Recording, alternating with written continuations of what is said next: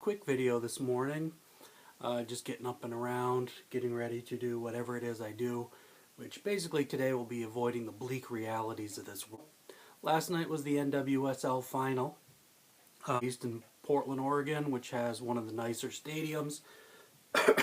Featured the Seattle Reign against FC Kansas City.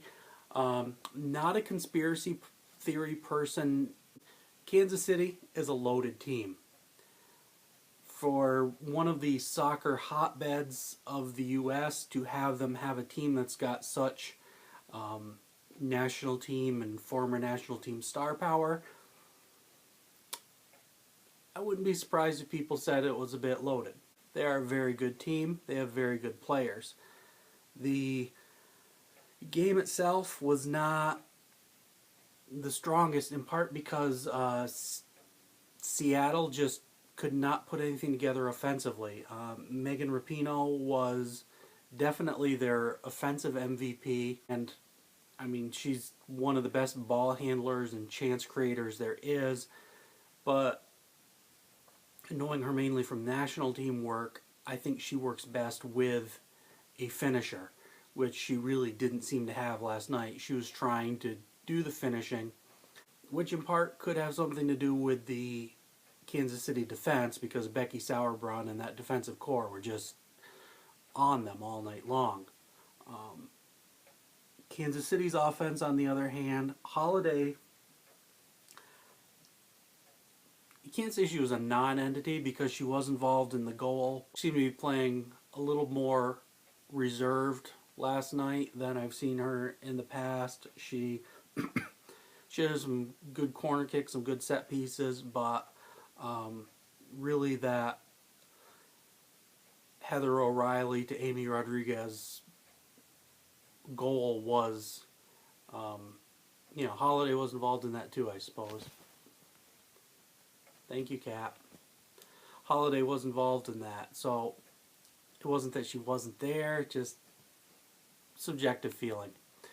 Heyo, on the other hand, Heather O'Reilly, she was all over the place offensively, really putting on a show. I don't know if the prospect of replacing Holiday in the starting lineup's been dangled before her, or if she really wanted the win, or she's just really coming into her own, but she's really stepped it up, I feel.